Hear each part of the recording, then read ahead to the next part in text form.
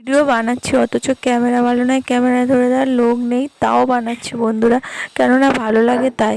হয়তো অনেকে খারাপ ভাবতে পারে, তো কিছু করার নেই, আমি যেমন তেমনই। তো দেখো আজকে আমি শুক্তো বানাবো, আর এগুলো ভালোভাবে আগে কেটে নিয়েছি, আর এরকম শেপে আমার শুক্তো বানাতে খুবই ভালো লাগে। তো দেখো বন্ধুরা এভাবেই কেটে নিয়েছি। আর দেখো বেগুনটা না দিতে বাকি ছিল, তো গাছে একটা বেগুন ছিল, মনে ছিল না, বাট পরে কেটে নিয়ে দিয়ে দিলাম।